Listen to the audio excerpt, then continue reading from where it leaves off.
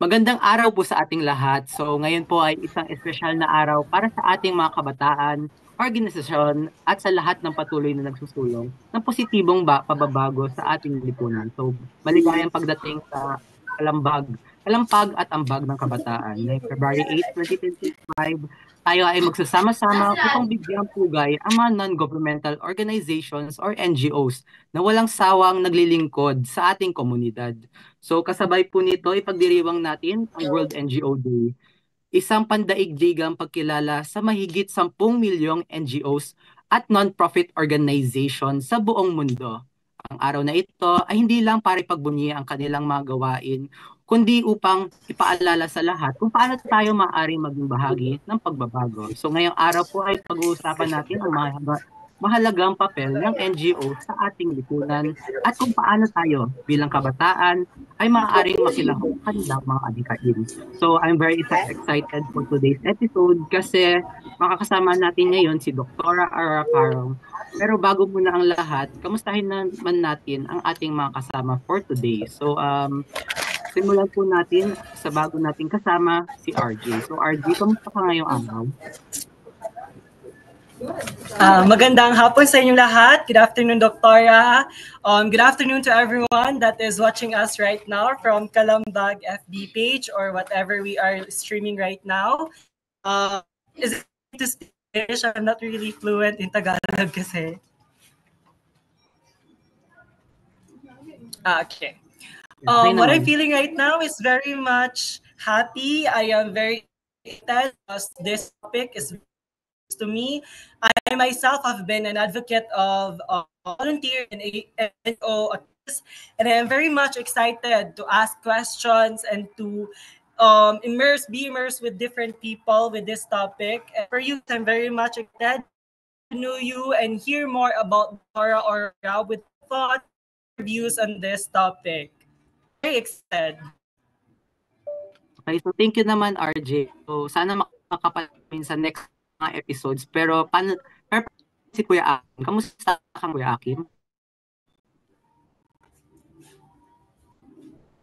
Naka-off ata mic mo, Kuya Akim. Ay, pasensya, pagpalang araw sa ating lahat, no? Ayun. Sa lahat ng mga sa Kalambag, isang paghati, sa lahat ng mga patulo, mala para sa buhay. Of course, napakalapit sa akin gaya ni RJ na. Alam natin na debut niya RJ ito here in Kalambag. So, congratulations sa pagbati sa RJ. Of course, sa bagong person, mapagpalang araw sa ating lahat at makikilala din natin yung guest natin mamaya. At sa tingin natin, no, sa akin naman ngayon, sa pangalawang linggo ko bilang isang free service teacher, siguro isang malaking hamon sa akin, pero alam mo yun na kapag hindi mo iniisip yung pagod, yung iniisip mo lang palagi ay, ayun, yung ina-enjoy mo lang yung trabaho mo, mas lalo kang gaganahan magtrabaho. No? So, ayan Hana. Hello naman sa iyo Hana, kamusta ka sa araw na ito? Ayun po, good afternoon sa ating lahat. I am Hana Liking po, representing Lakas, ang lubos na alyansa ng katutubong Aita ng Zambales. And okay naman po yung sitwasyon and masaya naman po. Hindi naman po masyadong ngayon, sobrang init. And masaya ako na makasama kayo at magkasama ulit dito sa Kalambag. Ayan, good afternoon sa inyong lahat.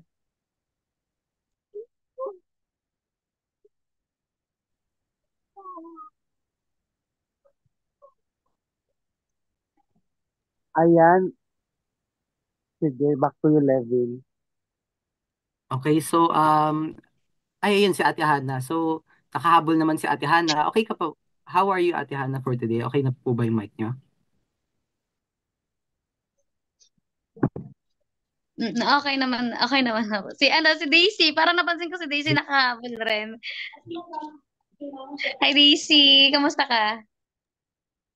Hello po, good afternoon po. Ako po si Daisy. Currently po nasa school po ako ng pinsan ko po. Umattend po ng family day nila po. Kaya ako pang yung guardian po. Hello. No, ganun talaga, Daisy. Sige, back to you, Levin. Nakamute ka ata, Levin. Nakamute ka, Levin. Sorry, Ayan. sorry. Right now, ay kagabi kasi may sakit ako, nilalagnat ako. Medyo masama pa rin pakiramdam ko, mabigat yung katawan ko hanggang ngayon, pero lumalaban pa rin kahit lahat naman tayo lumalaban, pero kinakaya pa rin hanggang ngayon. So, kamustahin rin natin yung ating kasama ngayon, si Dr. Aurora.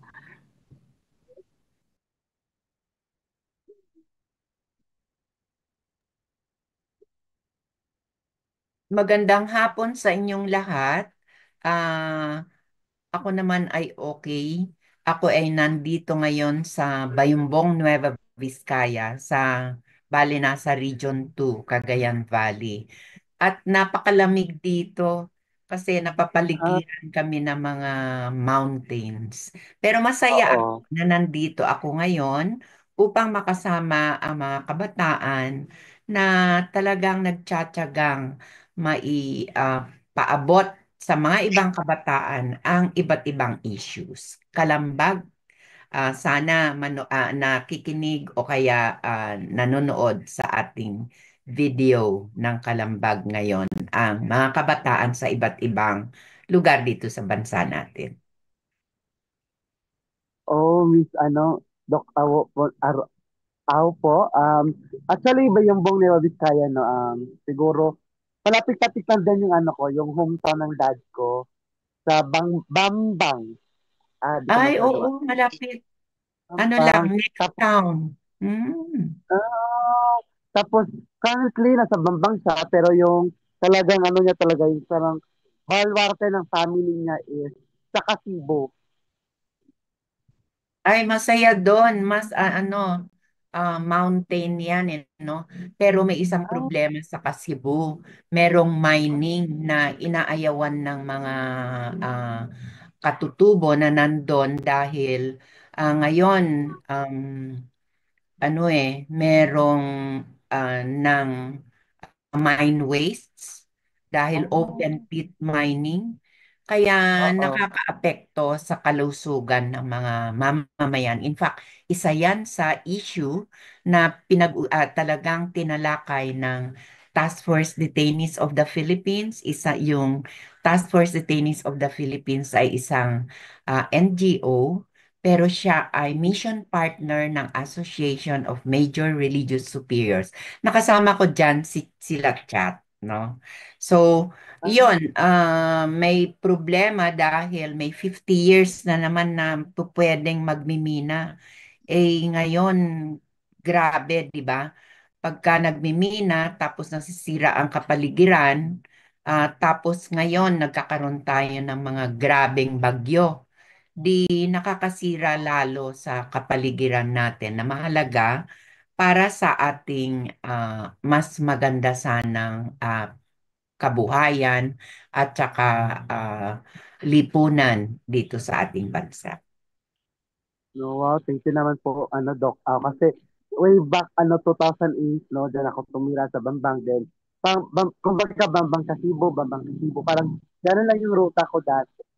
No, nakakatawa kasi. Oh, maganda kasi ang daming mga itinatanim sa Kasibu. Citrus area yan eh.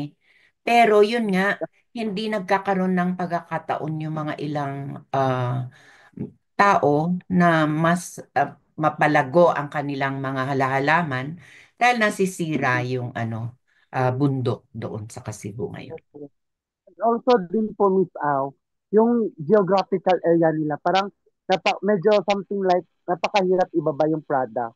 Kasi way back may lola, no, doon din sa po, and yung mga luya nila na tanim, ganon, yung or other agricultural crops nila, parang medyo talaga nahirapan sila once ibaba na yun sa ano. Usually sa Bambang naman po nila binababa po yan. So parang yun din po, one factor din po. Pero yung NVAT dun sa Bambang kasi merong malaking bagsakan ng lahat ng produkto. Sa totoo lang, basta nadala na sa Bambang, pwede yang pumunta dito sa buong Cagayan Valley, Nueva Vizcaya, Isabela. Pero pumupunta rin yan dyan sa ano, sa Metro Manila, di ba? May mga nandyan sa Metro Manila ngayon na posibleng nakikinig at saka nandito sa ating ano, sa ating kwentuhan. Mm. Kaya Sana medyo ang isang is in fact ang isang ginagawa ng mga NGO pag ganyang nahihirapan ang mamamayan sa pagdadala ng kanilang mga ah, produkto sa baba, dapat obligasyon ng ano yan eh. Pag human rights ang pinag-uusapan, obligasyon ng gobyerno na ayusin para mas matulungan ang ating mga farmers. Napakahalaga ng role ng farmers dito sa atin kasi hindi lang yung mga kasi doon sa Kasibu karamihan meron silang mga um, ano to? Patatas, gano'n ano, yung mga root crops. Pero marami ding mga sa mga kababayan natin talagang nag-aayos upang magkaroon tayo ng bigas. 'Di ba? Malaking problema ngayon yung bigas na sabi ni Presidente Marcos magiging 20 pesos hanggang sa ngayon. Hindi, mahal talaga. Yan ang role ng NGO. Nagpupush na ah, kung merong promesa, dapat makatotohanan yung promesa at isakatuparan. Tapos, yun, may problema pa rin dahil may mga ilang pinopromesa ang ating mga opisyalis hindi naman natutupad at yan talaga yung pinag-uusapan nating NGO. Non-government organization ang ibig sabihin ng NGO at maraming mga tumutulong sa mga katutubo, tumutulong sa mga magsasaka, tumutulong din sa mga halimbawa manggagawa na humihingi ngayon ng mas mataas sanang sweldo, no? Ay na daily wage. Dahil hindi living wage ngayon yung 500, kulang yan para sa isang pamilyang lima, no? Dahil pagkain pa lang kulang na. ayun, Miss Au, no? So, kaya pati binabanggit Miss Au yung tungkol dun sa NGO po. So, as a whole po ba, ano po ba yung NGO po o yung non-government organization? Yun nga, yung nasabi ko sa iyo, ang gobyerno, government, di ba? Yung Yes. mga public schools, public hospitals, mga ganyan. Yung mga nagtatrabaho dyan, public officials o kaya na merong specific na role dito sa ating bansa. Yung NGO naman, ang role niya, kasi nagsisimula tayo dun sa ang tao at gobyerno, di ba? So may relasyon yan. Ngayon, kung may mga hinain, yung mga problema ng ilang sektor ng ating lipunan, halimbawa, yun sinasabi mo dun sa mga magsasaka dun sa Kasibu at saka sa ano, no, Bambang, nahihirapan nilang ilabas yung kanilang mga produkto. At diyan ang NGO tumutulong upang sana kausapin ang gobyerno para magawan ng paraan yung pinoproblema ng mamamayan. So, advocacy, nagbibigay tayo ng advocacy, ay gumagawa tayo ng advokasya na ang gobyerno sana tuparin ang naipromesa. Pangalawa, tuparin ang kanilang obligasyon na tulungan ang mamamayan upang maganda ang kanilang kabuhayan. Meron ding ginagawa ang isang NGO na education naman. Halimbawa ito, yung inyong ano mismo, yung Kalambag, ano, parang NGO ito dahil hindi naman kayo sa gobyerno. Estudyante kayo ng iba't ibang eskwelahan. Pero nagsama-sama kayo upang magkalampag, magkalampag pag may problema, tapos magambag, magbigay ng tulong, di ba? Yun yung inyong pag na programang ito ngayon. So, isa kayong nakakonsider kong NGO. yung INET naman, itong sumusuporta sa inyong programa ng kabataan, ano? Um, INET, ano rin yan? Ah, NGO rin yan. Kasi sila ay tumutulong upang magkaroon ng edukasyon sa pamagitan ng internet, di ba? Kaya na lalapitan ninyo at ng INET ang mga kabataan na posibleng wala sa eskwelahan. So, parang, kumbaga, titingnan mo, mamamayan, dapat may obligasyon ang Estado o gobyerno na um, ah, bigyan ng proteksyon, i-fulfill niya yung kanyang rights, at may obligasyon din na irespeto. Halimbawa, gobyerno, yung isang sinabi ko kanina, kaninang nagkukwentuhan tayo. Ngayon, di ba, grabe yung patayan dahil sa droga. Mali naman talaga na gumamit ka ng droga, ano, na illegal. Pero may mga ilan dyan na halimbawa yung marijuana, kung minsan nagagamit yan para sa pain. Pero hanggang sa ngayon, illegal pa rin siya. So, droga, hindi nagiging maganda para sa katawan natin. Bilang isang doktor, alam ko yan, no? Pero may mga ilang droga na pwedeng ireseta ng isang doktor pag kailangan talaga para sa isang pain. Okay? Di ba? Gamot. Ganyan, no? Pero yung ngayon ay maraming kabataan at kahit matatanda, nagdodroga. Di problema yan. Nung inano ni Presidente Duterte yan, gusto niya mawala sana. Pero nagresulta sa nalawakang pagpatay. Kaya halimbawa, biro mo sa isang police operation, 6,000 ang namatay sa loob ng 6 na taon. Ibig sabihin yan, 1,000 per year, police operation. Sa isang police operation, dapat walang namamatay. Kaya dapat lahat ng namatay sa police operations ay dapat maimbestigahan at hindi sasabihin na lamang na may presumption of regularity. Bawal na magkaroon ng taong mamatay o masugatan sa isang police operation. So, yun, yung isang organisasyon ko ay na Philippine Coalition for the International Criminal Court, naghahanap ng hustisya para sa mga biktima ng pagpatay na 6,000 ang inabot sa isang sa mga police operation at mga 30,000 ang total. Dapat, 'di ba? Maraming kabataan. Sinabi nga mga bata kayo, no? So siguro naman nakilala nyo yung si Kian de los Santos na sinabi nilang nanlaban kaya nila napatay. Pero napatunayan sa pamamagitan ng CCTV na siya pala ay humihingi ng ano na huwag siyang patayin, di ba?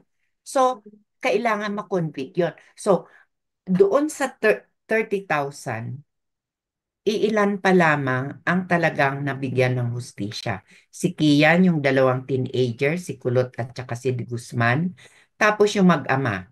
So, 6 lang yung nabigyan ng hustisya. Ay, 5 ba yun? Kian, dalawa. 5. 8 lang yung pulis na nakulong. 30,000 ang namatay. Yun ay isang role ng NGO na i-push ang gobyerno, parang i-advocate na dapat ginagawa ng gobyerno ang kanyang gagawin. Isa ding ginagawa ng gobyerno, yung edukasyon, sabi ko nga. Dito, di ba, kayo ngayon, tinuturuan nyo ang mga kabataan kahit na yung mga matatandang nakikinig. Ano ba talagang NGO? Kasi kung minsan, ang sabi nila, ang NGO naman, bakit rally ng rally? Marami kasi yung NGO, nagrarally naman. Kasi yung iba nakipag-usap, uh, sa meeting, pwedeng yun yung iyong pwede kang nagsusulat ng statement para ipaubot mo yung hinaing ng mamayan sa gobyerno. pero pwede rin sa pamagitan ng rally. Siguro i-explain ko yan ng konti, no? Hindi ko alam, meron na bang nakasama sa inyo sa isang rally? Wala Wala pa. po. Wala pa. Kasi ganito. Wala pa po. Meron? Meron ba? Wala. Yung rally kasi, doon, halimbawa, sasama-sama ang mga manggagawa na sa ngayon ay either 500 or lower ang kanyang kinikita sa isang araw. Paano kung ang pamilya ay 5? Sabihin mo na. Kakasya ba yun? Babayad ka para sa iyong bahay. Kung ikaw ay wala pang bahay at nagrerenta, o kaya kasalukuyang nagbabayad para sa binili mong bahay. Di, babayad ka sa bahay. Para sa pagkain, para sa transportasyon, para sa inyong edukasyon. Pag nag-aaral ang mga anak, kailangan nila ng pera. Lalo na kung sila ay kakain doon, kung walang baon, no? Kailangan din nila ng pera para bumili ng mga kagamitan, libro at saka notebook. Ang 500 ba kakasya sa limang tao? So, yung mga nagrarally na mga manggagawa para taasan ang sahod ng mga manggagawa para maging yung minimum wage na sinasabi na kulang ay sana maging living wage. So, pinapaabot lang nila yung kanilang mga hinaing na kung minsan ay hindi talaga pinapakinggan kung nakikipag-usap lang sila. Ganon. So, may mga ilang parte ng mga kumpanya, mga opisyales ng kumpanya, hindi nakikinig sa kanila. So, sana yung gobyerno, meron siyang role na siya na yung magkaroon ng batas o kaya desisyon na tingnan natin ano ba talaga ang kailangan ng isang pamilya. Kasi kung isa lang yung kumikita, hindi po pwede yan. Meron ding um, mga ilan na siguro nagbibigay ng magandang kinikita. Malaki yung sweldo ng ilang private institutions, ano? Ang daming ang nagko-call center sa atin kasi mas mataas pa yan kaysa pagka ikaw ay manggagawa. Na hirap dahil nagbungkal ka ng lupa at nag-ano ng semento, mga ganon yung mga mason, yung mga karpintero, talagang pagod na pagod yan. So, sana yun yung gagawin ng ilan pang mga NGO. At masaya ako na napapag-usapan natin ang NGO dito ngayon para sana malaman din ng mga tao, ang mamamayan na para po sa karapatan ng mga manggagawa magkaroon ng tamang sahod upang magkaroon ng maayos na buhay ang kanilang pamilya. Yun ang dahilan kung minsan bakit nagkakaroon ng rally. Meron din naman gumagamit ng dasal. So may mga ilang sa EDSA Shrine, nitong recently may mga may mga nag-organisa ng mga pagdadasal para sabihin na sobra naman na ang korupsyon. Bakit? Tapos kahit yung sa Quadcom na patunayan doon sa mga hearings ng Kongreso na biro mo, parang pinapatay ng basta-basta ang tao na walang hustisya. So, iyan siguro yung baka may mga ilang katanungan kayo sa mga ilang NGOs na sinasalihan natin. Doc Au, medyo po na-curious po ako pero... Hello po, Doktora. Good afternoon. Yes, good afternoon. Since na-tackle na po natin yung struggles, yung mga uncertainties na hinaharap po ng NGOs, How do you think po or what do you think po are those struggles na in-depth na gina-experience ng mga NGO and ano po yung mga solusyon or paano po sila nag-cope with it? Okay. So, more or less na pag-usapan na natin yung NGOs, no? At saka ano yung kanilang mga ginagawa na tama naman. Ang isang problema, ano, parang, ay, mga mamamayan na pambihira naman, may ano, grabe na naman ang traffic, may rally na naman kasi. Yung ganon, parang hindi sila naintindihan ng ano, ng mamamayan. Samantalang, yung karapatan ng mamamayan, ang kanilang ina-advocate at isinusulong. So, sana maintindihan ng mamamayan bakit nagkakaroon ng traffic pagka nagrarally.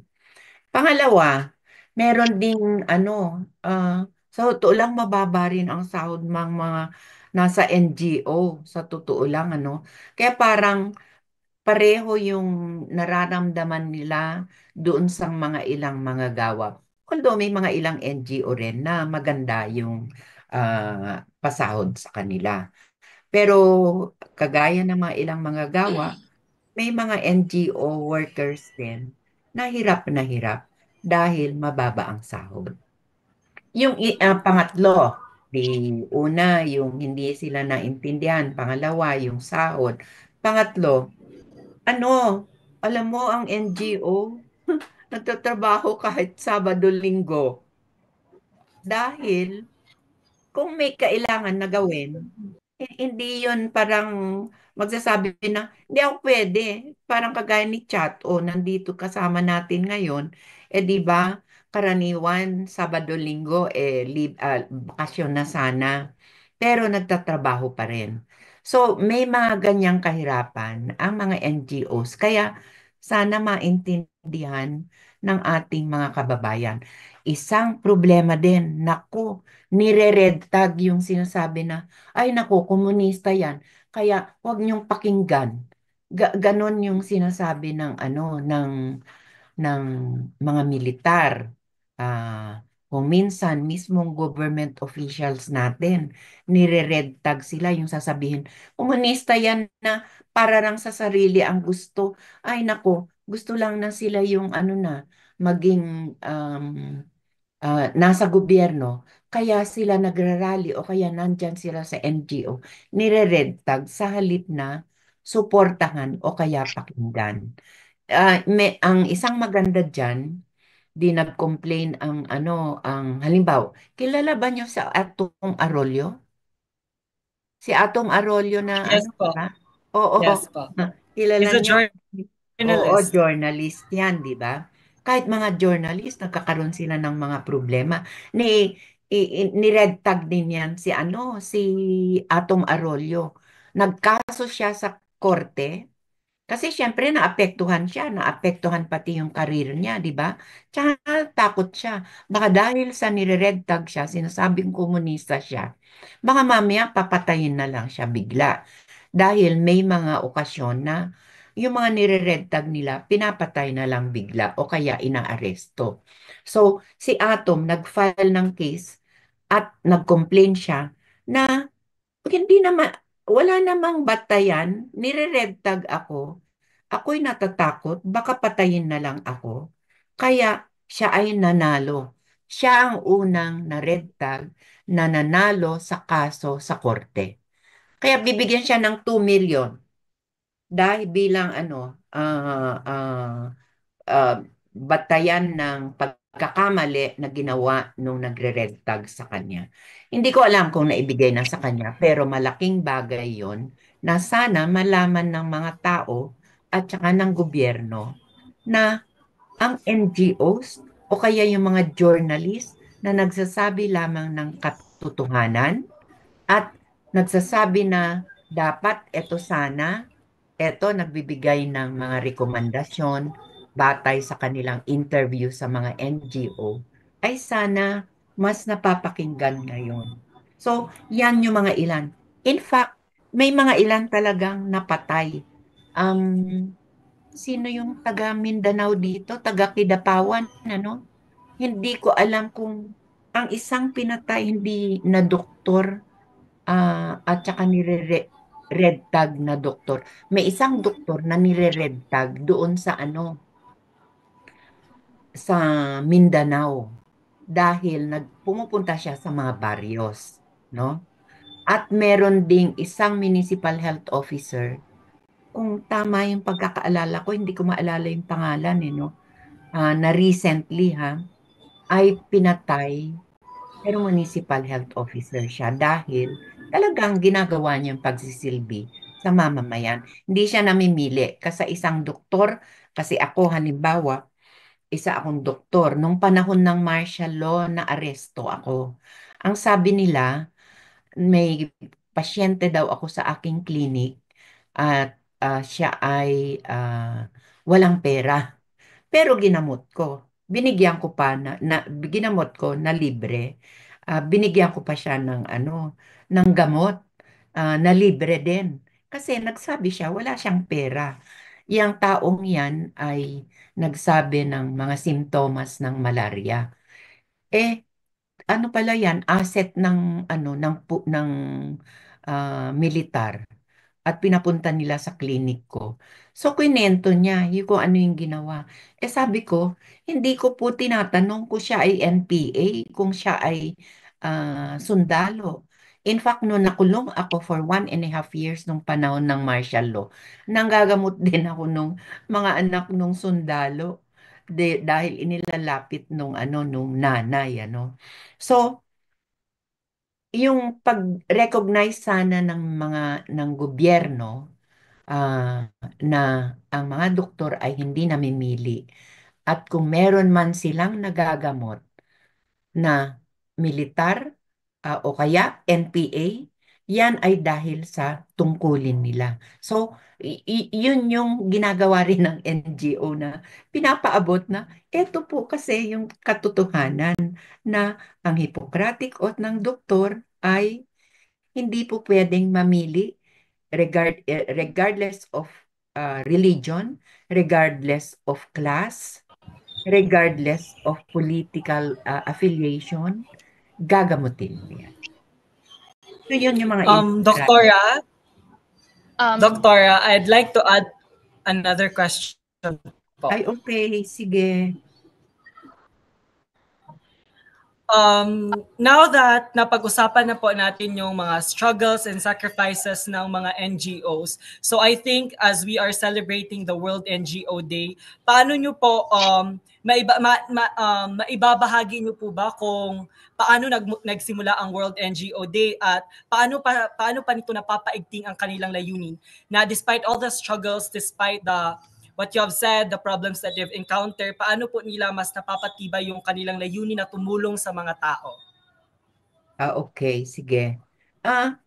Dati wala namang World NGO Day. Halimbawa, palang wala ding World Health Day. Mga ganon, Kahit na merong World Health Organization, dati wala. Pero nagkaroon ng World Health Day dahil pag-usapan dapat ang mga mahalagang bagay hinggil sa kalusugan. Ngayon, tungkol sa World NGO Day, karaniwan kasing mga NGO, sa ngayon, tinatawag na nga na human rights defenders kasi karaniwan naman ang ginagawa ng NGO, tumutulong pagka merong disasters. Halimbawa, Yolanda noon, dito naman doon sa Visayas yan, meron din dito sa Metro Manila noon yung Ondoy na grabe. Pero yung mga recent halimbawa dito sa Cagayan Valley, Pepito, naapektuhan din kami. Ang mga NGO, tumutulong sila dyan. Pero dahil nga sa ilang pinoproblema ng NGOs na hindi sila nakikilala ng gobyerno at saka mismong mga mamamayan na maganda ang kanilang mga layunin. Kaya napag-isipan na magkaroon din ng World NGO Day upang pag-usapan ano ba talaga sila. Sila ba ay kalaban o sila ba ay kaibigan? Sila ba ay nakakatulong o sila ay nakakasama? nakikita naman sa batay sa mga nangyayari, halimbawa dito sa bansa natin o kaya sa ibang bansa, na nakakatulong ang NGO. Kasi halimbawa, una, hinggil na lang sa ano, no? Sa edukasyon. Ah, kung may kulang doon sa ibinibigay ng mismong gobyerno, mga public schools, nadadagdagan yan sa pamamagitan ng ginagawa ng NGO. So, siyang parang kagaya nyo ulit, no? Yung kadambag ay may ambag, no? So, ibig sabihin, NGO dapat tutulungan at itirerespeto din yan. In fact, baka dapat nakikinig sila, no? Halimbawa, kaya nagkaroon ng World NGO Day. So, yung ginagawa upang ah, magkaroon naman ng ah, parang possibilities na magpatuloy pa rin ang mga NGO. Nagpapasalamat kami, kagaya sa init at saka sa inyo ngayon, na pinag-uusapan natin ito. Dahil sana yung mga nakikinig dito ng mga estudyante or out of school ay sana mas naintindihan na nila ngayon yung NGO. Ginagawa din namin, nakipag-usap kami, pumupunta kami sa mga schools. I-explain muna namin yung aming ah, NGO. Halimbawa, yung Medical Action Group, pumupunta sa mga eskwelahan ng mga nursing schools at saka medical students. Ine-explain ko ano yung ginagawa niya. Tapos, may mga medical students kami na nakakasama ngayon para tumulong doon sa ginagawang pagtulong sa mga may hirap na walang serbisyong medikal. Tumutulong din kasi yung Medical Action Group na mai-explain. Halimbawa, ang PhilHealth natin, which is a social insurance. I-explain ko to ngayon kasi mainit na issue yung PhilHealth. Dati, may 89.9 billion pesos na reserves ang PhilHealth. Ngayon, kinuha na lang bigla ng gobyerno yung reserves na 89.9 para ilagay daw sa unprogrammed government projects. Para yun sa kalusugan sana para masiguro na dapat ang mga mamamayan ay merong serbisyong medikal. Sa ngayon kasi mga 30 to 40% lang ang binabayaran ng PhilHealth pag ikaw ay na-ospital sa isang private school, ay private hospital. Kahit sa public hospital kung minsan, may mga binabayaran ka pa din, no? Pero kung yung PhilHealth, iiwanan niya yung reserves niya na yan, pwede niyang taasan yung benefit na makukuha sana ng mamamayan doon sa PhilHealth. Kaya huwag dapat ilipat sa iba kasi ang daming mga nagkakasakit dahil din sa unhealthy lifestyle kung minsan, no? So, pangalawa, zero budget ang binigay sa ating PhilHealth ngayong year. Hindi po pwede yon kasi paano yung ang ang mga nagtatrabaho kasi nagbabayad para sila ay may PhilHealth benefits. Pero sa ngayon, yung matatanda na, hindi na nagbabayad. Meron ding mahihirap na sobra-sobra talaga mahirap. Hindi yan nagbabayad ng PhilHealth contribution. So, ang usapan at merong mga batas dyan na kung ano yung tax na makukuha mo sa tax at saka may mga ilang dapat pupunta sa universal health ay hindi matutupad kung walang budget para dun sa hindi nagbabayad. Kasi paano kung mawalan tayo ng pera sa PhilHealth? So, at least ang siguro sa PhilHealth, sinabi na ng Commission Audit natin na pwedeng maback yung PhilHealth. Paano na tayo? Siguro yung mga magulang nyo nagtatrabaho at nagbibigay ng kontribusyon, ano? Ako nung nagtatrabaho, nagbibigay din ako ng kontribusyon, no? Pero hindi ko pa nagamit yan. Paano pagka nagkasakit ako ngayon? Hindi na ako nagko-kontribusyon dahil 74 na ako. Meron din siguro kayong lola at lolo na matatanda. Paano yun? Kasi hindi na sila nagbabayad ng PhilHealth contribution. So, NGO dapat pumunta uli yan. Kaya tayo merong hearing on Supreme dahil nag-complain ang ilang NGOs at ang ilang senador natin. Pero mabuti may senador.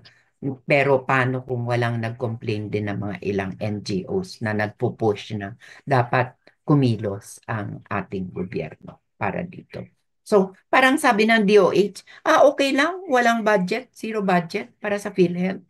Pero, di ba, hindi yun okay? Yun yung tingin namin na nasa NGO ngayon. At sa tingin ko, ganun din yung pagtingin ng INET. At kung ngayon naintindihan na ninyo yung issue ng PhilHealth na zero budget, ibig sabihin, wala. Tapos, kahit sa edukasyon, mas mababa yung edukasyon kaysa sa public works ngayon, DPWH. So, may issue talaga yan. NGO ulit ang sumasalo sa mga issue na mga ganyan upang makinig ang gobyerno at bigyan ng lunas. So, yun. Okay, so hello po Doc. Meron po kasi akong question sana. So, meron po ba kayong alam na NGO sa Pilipinas na laking impact sa buhay ng tao?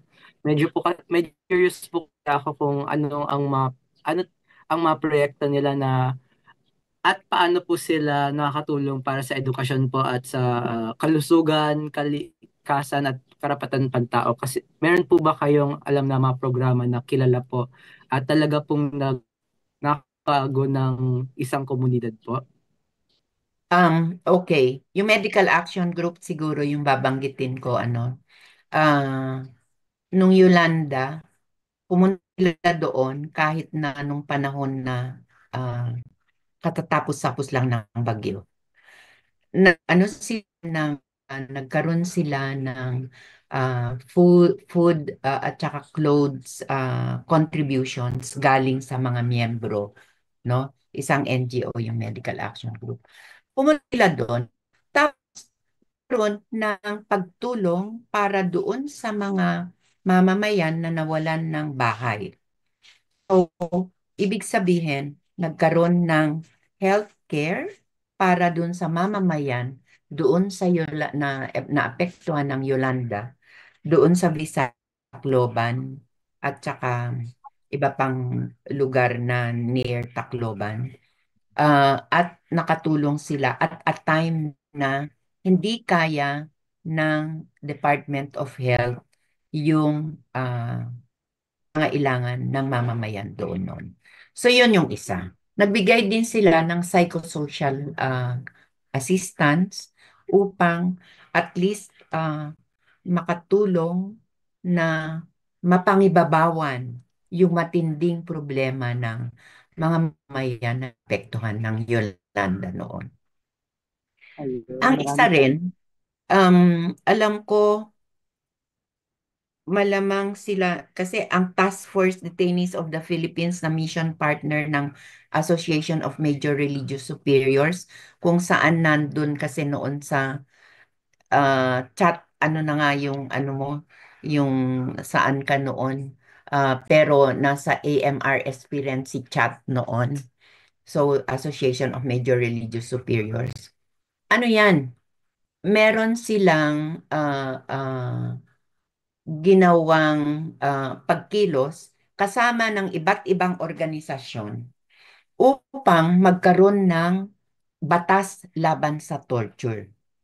At sila rin ang kaya bawal ang torture, kaya pwede kang makulong, pwede ang gumawa ng torture ay pwede ngayong makulong at pwedeng magkaroon ng hustisya para sa isang torture survivor. At in fact, yung Amnesty International ay merong isang na-torture na naipanalo nila kaya nakulong yung pulis na nag-torture doon sa nina Jeremy Core. Jeremy Core. So, ibig sabihin, sa kanilang mga buhay ay may mga taong natutulungan ka. Ngayon, halimbawa, meron din yung um, Center for Legal Children's Rights and Development Center.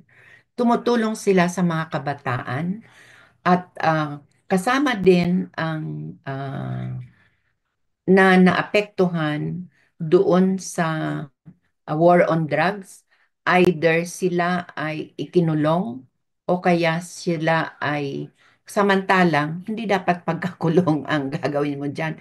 I-rehabilitate mo yan. Tutulungan mo yan, no? Uh, at saka mga pinatay. So tumutulong sila para magkaroon ng hustisya. Kasama nila ang PhilRights, yung Philippine Coalition for the International Criminal Court, ay mga members niya, Medical Action Group. May tinutulungan silang mga family of victims, extraditing at saka torture. Silang tinutulungan magkaroon talaga ng hustisya locally at saka dun sa International Criminal Court. At hina-highlight nila kahit doon sa United Nations ang mga issues ng mga kabataan at saka yung mga pinatay. Meron din yung Caritas. Tumutulong yan, Caritas Philippines. Tumutulong regularly yan sa mga kabataan at pumupunta rin sila sa mga community. Generics. Siguro isang ulit. Alam ba nyo na may generics medicines na ngayon? Cheaper yan, di ba? Pero effective din naman. No, yung mga kabataan, ay yung mga mamamayan nung walang generics, ipinaglaban niya ng Medical Action Group at saka ng bukas ng mga iba pang health organizations upang magkaroon ng batas hinggil sa generics at saka Cheaper Medicines Act. So, ibig sabihin, walang direkta pero nagiging yung batas na pinasa ng ating Kongreso ay dahil sa pagpupush ng mga NGOs. Hindi yan parang basta-basta na lang lumalabas, kundi ipinupush na anti-torture law. Sa totoo lang, tayo din yung nag-push NGO, ang psychosocial support sa torture survivors, NGO ay ang nagbibigay sa ngayon yan dahil wala pa talagang masasabing psychosocial support na malinaw ang Department of Health. Ayun, maraming salamat, Miss Au, no? Doc Au, sa lahat ng mga ibinahagi niyo po sa amin. At pasensya na wala ka masyadong boses, kasi nga, di ba? Medyo talagang something wrong lang yung boses ko, no? So, ayun, maraming salamat, Miss Au, no? Sa mga binigay niyong input sa amin. And of course, maraming sa yun. Pero, ay, nako yung time talaga, no? Kaya, of course, talangin naman din po natin yung pulso ng ating mga kabataan ngayon. Ano ba sa tingin niyo yung kahalagahan ng NGO? Ano yung tips natin na pwede maibigay sa mga kabataan na nais magsimula o makibahagi sa isang NGO? Kasi you know what, Miss Au po, when I was a student, either when I was in high school, no, and also currently, doon din po ako kasalukuyang nag-pre-service teacher kung saan ako gumaduate na high school. And na-witness ko yung isang NGO sa amin na kumbaga partnership with some Japanese national na yung MTL, yung Mindanao Citizen Library, na kung saan nangunguha sila ng mga bata o na mag-apply sa kanila na maging scholar. And of course, kompleto na yan. May dorm, may allowance, may food na. And sila na magpapaaral hanggang sa college, no? Ilan sa kanila ay graduate na, ilan sa kanila ay kasamahan ko na rin ngayon sa pre-service teacher. At karamihan sa kanila ay estudyante ko ngayon sa nabanggit ko na paaralan. And that's the very, yan yung vital role po ng NGO. And dati rin po, when I was a student leader din po, ilang beses din ako natulungan ng mga NGO pagdating sa mga projects na ipinapursu ko as a leader, no, na talagang nakita ko yung taos pusong pagtulong nila sa amin, particularly sa akin kasi ako tagikandak ng activity na yun. No? So, ngayon binabalikan ko, nandun pa yung mga projects ko na mas napaganda pa ng sumunod sa akin. So, parang napaka-fulfilling na bumalik ako sa school na yon na nanatili yung legacy ko doon, nanatili yung parang may bakas na nakaraan ko baga na once pakita mo yun, yun yung ano ko dati. So, of course, Hoy, mag-aatat kakatuwa ako. naman yan. Kakatuwa, meron kang naiwang legacy, at ngayon patuloy kang nag-NGO work. Thank you po. And yun din yung gusto kong yan sa mga kabataan na wala ako ngayon. Hindi ako gagraduate ng teacher ngayon. Hindi ako magiging partner. Hindi ako ganito dahil kung hindi dahil sa NGO. At yan ang evidence ako ng NGO ay makakatulong sa atin para kumbaga, para ma-develop kung ano man yung skills na meron tayo. And of course, no, binabalik natin yung kabaitan na binigay ng komunidad sa atin. And how about, sige, si Hannah. Yan, para excited. Hannah from Lakas. Alam ko at NGO din yung Lakas. So, Sige, yeah. Hannah, go ahead. About NGOs, Lakas po,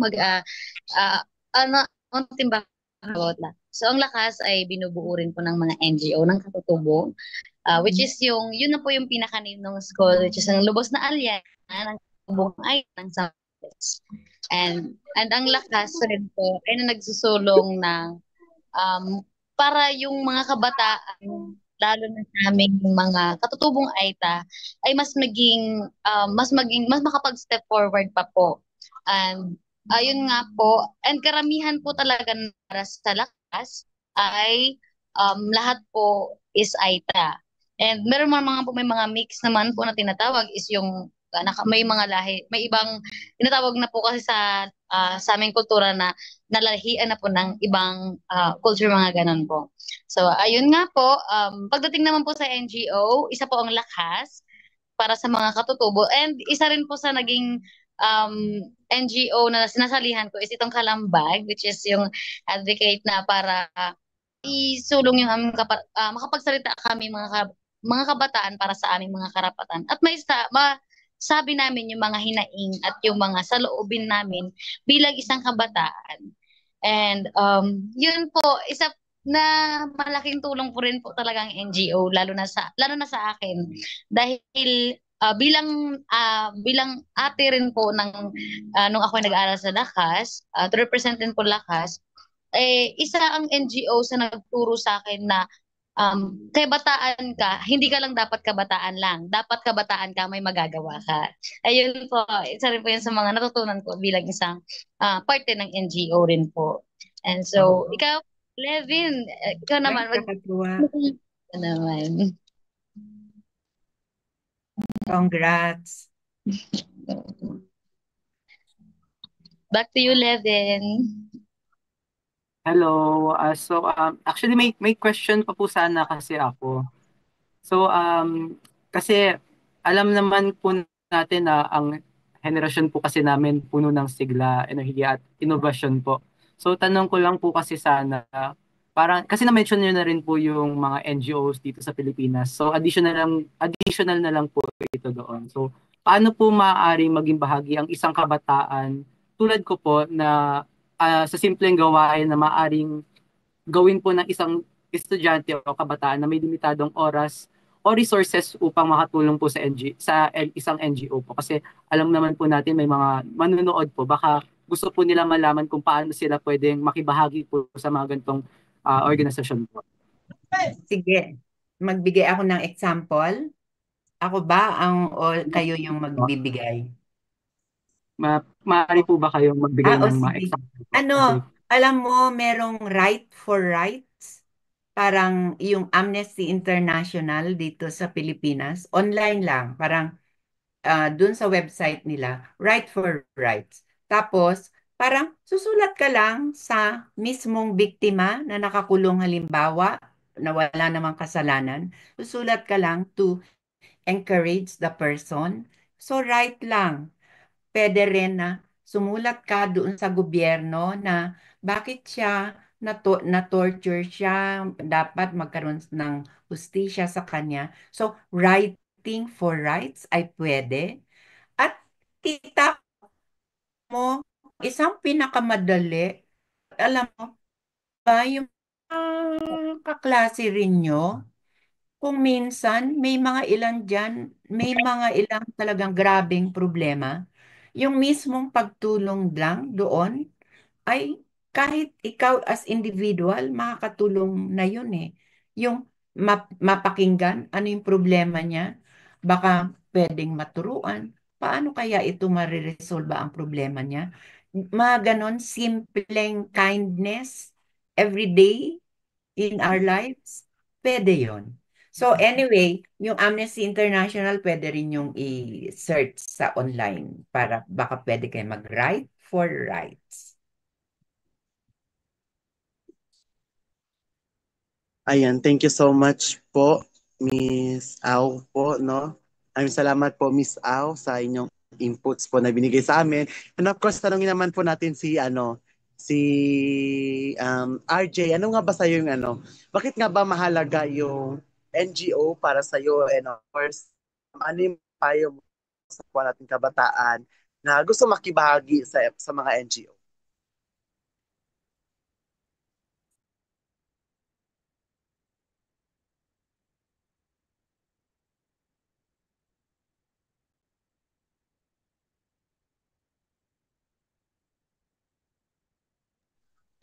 Ayun. Okay, so ako na lang medyo pangit, walang connection si RJ. So, para sa akin, bilang isang bata, uh, ay maaari po akong tumulong sa mga NGOs, uh, mga gantong organisasyon katulad ng Kalambag. Kasi alam naman natin yung social media, di ba? Uso na siya ngayon at malaki rin yung epekto niya sa yung simpleng pag-share ng yung mga organisasyon tulad nito. Pagiging open natin sa ating mga kaibigan, pag-open up natin ng mga gantong organisasyon, maaaring tumulong siya kahit hindi ka mismong sumali doon. Basta ma-share mo lang sa ibang tao kung ano yung mga impormasyon or ano yung mga uh, mga like pag-share ng mga impormasyon na kung saan tungkol yung organisasyon na yon, kung ano yung sinusuportahan niya, at yung mga parang simpleng gawain yung mga simpleng programa sa iyong komunidad, yung katulad ng pagsali sa mga tree planting, yung pag-clean up, yung basta sa kalikasan mo, at sa pagsali sa um, mga school events rin, yung mga clean up sa school, na makakatulong sa mga kasama mo sa paaralan, yung ari mong gawin kabat. Pero ayun, mukhang okay na si RJ. So balik sa iyo RJ, anong masasabi mo bilang isang kabataan? Paano ka makakatulong? Anong mga papayo mo sa mga kabataan paano sila Para po sa akin, no, marinig po ba ako? ka naman? Para sa akin, no, bilang isang kabataan, naranasan ko na din po yung mag-volunteer. I've been a student leader since I was a grade 2 student when I was in elementary. And then nagpatuloy siya when I was in high school. So para sa akin, malaking bagay yung mga kabataan na makisali, not just in the work of non-governmental organizations, but also in our community. It's really important that we join, that we collaborate with them because we do have power. We do really have voices and we have strong power on how we can change the community just by simply speaking up to some problems that we are experiencing right now in our communities. if we try to speak up about certain things on that problem as a young individual, then we could help. We can easily help to the community. And my advice to them would be to stay strong and would be stay committed sa kung ano yung nais nilang matulungan or kung ano yung will nila within themselves. Kasi maraming mga kabataan ngayon yung nagsasabing wag na lang mag-join ng ganyan or wag na lang mag-collaborate or wag na lang mag-participate in such activity kasi wala naman silang natutunan or nakukuha. But in all, may matutunan tayo and may nako-contribute tayo as a young individual. Ayan, Okay, maraming so salamat sa iyo. No? So maraming salamat, no? At isang napakalaking pasalamat po namin sa nakasama namin po ngayon si Miss Au po, si Doc Au, no, na mula sa PCICC po na siyang naging katuwang natin para magkaroon pa na naman tayo ng panimagong kaalaman na siyang mating magagamit sa ating pang-araw-araw na pamumuhay. Isang hapon na pinagsalo-saluhan natin lahat, isang hapon na siyang may natutunan about isa sa atin. Para naman kung atin naman pong babalikan ang lahat ng pinapag-aralan sa oras na ito, nariyan po na pag-usapan natin ano po ang NGO at ano nga ba yung maaaring maibigay ng NGO about isa sa atin, gano'n ba ito kahalaga sa ating community at sa bawat isa sa atin.